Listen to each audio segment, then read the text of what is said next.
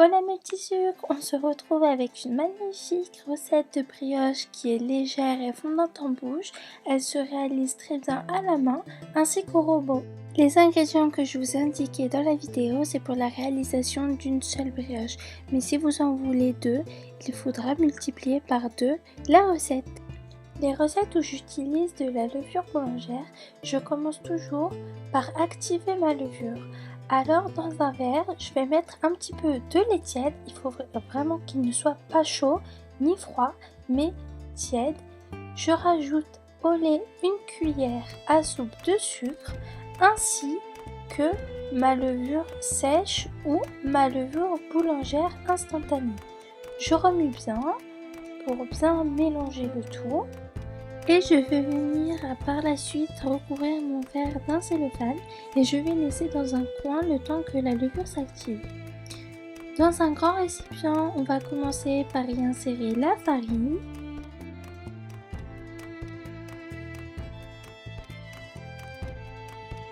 Après avoir mis la totalité de la farine, on vient y mettre le sucre.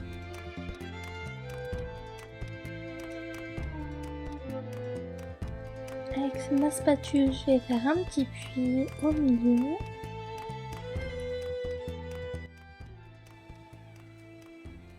Je viens y mettre mon œuf.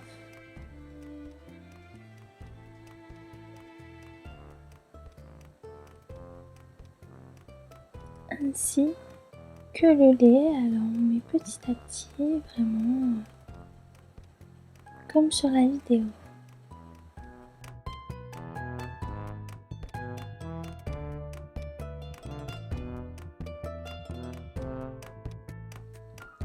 On vient y ajouter la levure, comme vous voyez elle a bien gonflé. Moi c'est une préférence que j'ai de la laisser vraiment gonfler, que le plastique soit un petit peu bombé par le dessus. On va venir y ajouter la totalité et on touille tout avec notre spatule. J'ai ajouté le sel et on commence à pétrir, à mélanger tous les ingrédients pour reformer une boule. On la dépose sur le plan de travail, on y ajoute en son centre le beurre et on commence à pétrir tout doucement.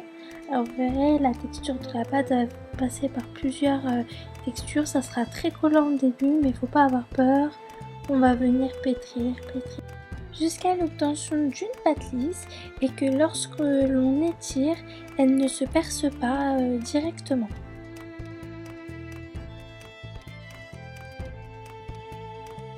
Voilà notre pâte qui a bien reposé. Il faut vraiment qu'elle dépasse du bol. Comme vous voyez, elle ne colle pas trop au cellophane. On vient la dégazer et la mettre sur notre plan de travail. Comme j'ai décidé de faire plusieurs brioches, je vais venir découper ma pâte en plusieurs bâtons de part égale. On va venir la détendre et en former une boule qu'on va venir poser sur le côté. Voilà, on prend notre première boule qu'on va étaler un petit peu avec les mains.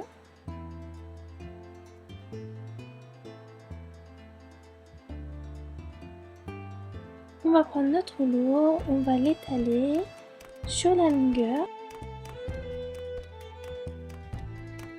Après l'avoir étalé, on va venir rouler notre bâton de pâte, comme ceci. Faire un bâton, voilà, on le roule encore avec les mains. Et par la suite, on va venir refermer le bâton. Voilà, on va faire la même chose avec le deuxième bâton et ainsi que le troisième. On referme bien. Vraiment, on pince avec le bout des doigts et on vient rouler. Et on réitère l'opération.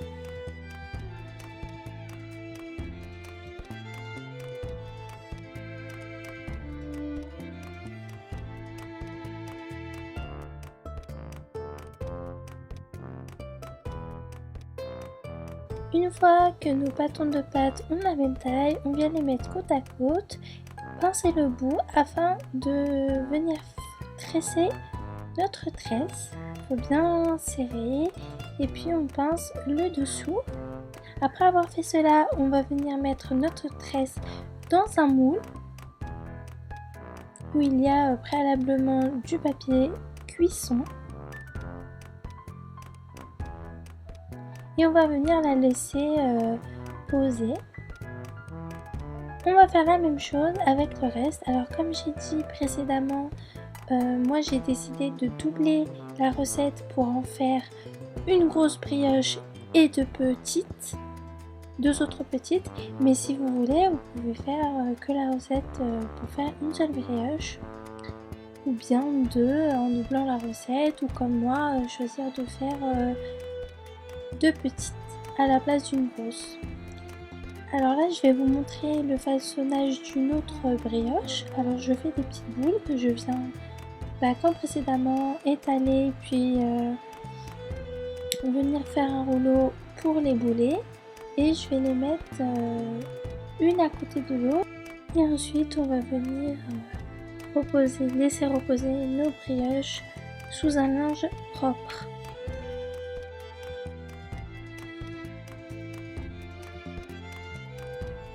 Alors il faut vraiment que notre brioche double de volume.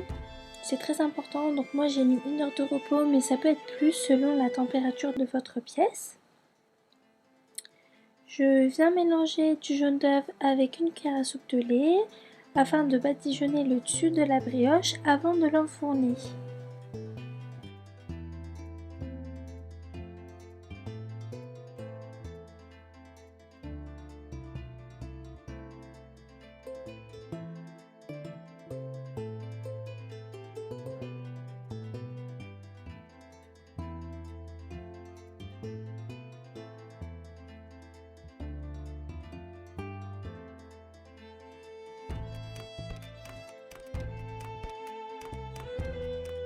Voici le résultat des brioches après la sortie du four.